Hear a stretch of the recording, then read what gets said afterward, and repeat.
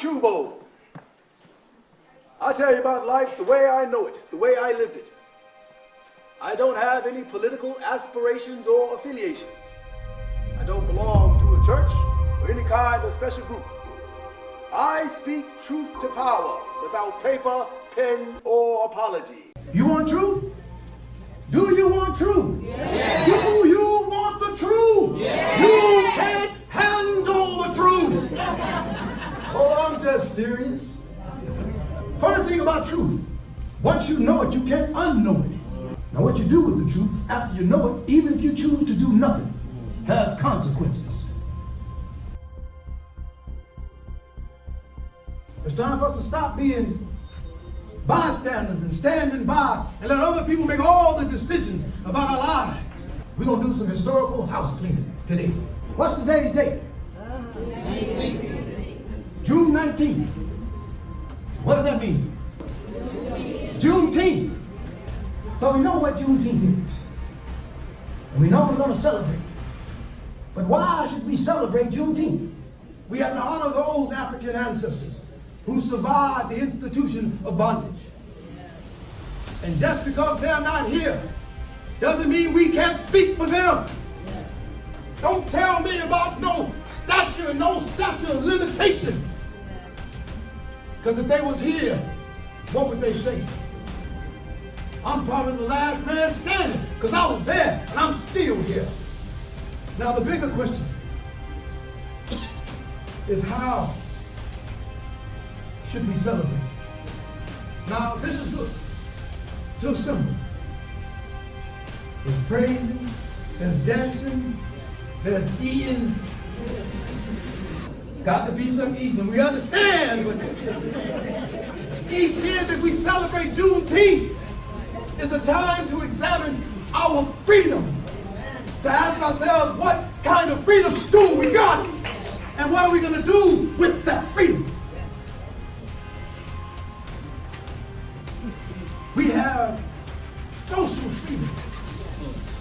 There was a time when it was illegal for more than 3 black people to be assembled. Can you imagine? They caught us all off to jail in this room. This whole business of divide and conquer has really done a number on us. Divided us in so many different ways. You got this and I got that. I'm bigger, I'm better, I'm lighter, I'm darker. All kind, male, female, just separated. So many different ways. How do we deal with that? We've got to find a way, somehow, to bring ourselves together. We have religious freedom. We can worship God the way we choose. Although we're not a monolithic group, I don't expect us all to go to the same church.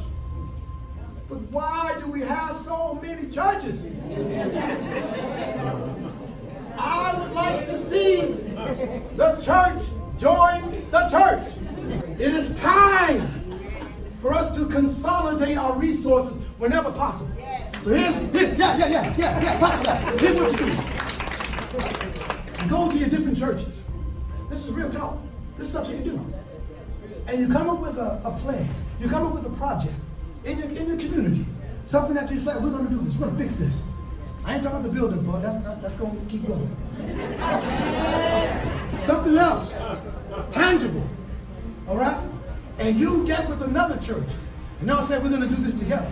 And don't stop until you get it completed. How about that for Juneteenth? So don't just wait for June 19th. It happens all year round. Okay, that's the difference of this holiday. Okay, all year round, and then Juneteenth itself will be double special. They have political freedom. Our people died for the right to vote, only because they thought the vote would change things. They died for the right to vote only because they thought the vote would change things. Look around you. Is this the change that they died for? Say amen. Amen. Or say ouch. We have got to get more from our officials. And we have to demand it. Economic freedom. What can I say? Yes, we should have gotten thousands of acres of land 150 years ago. There was talk. to make Oklahoma the first black and Indian state. It was the worst part of the country. We're going to give that to the blacks and the Indians. But what happened? Anybody know? Who said it? They found oil. And it was probably some poor black man that discovered that oil. So you know what happened to him. What kind of freedom did we get? Was it white folks' freedom? The kind of freedom that lets you come and go as you please. Let you do what you want to do. And give you the things to do it with. To be all you can be without somebody trying to stop you or trying to kill you.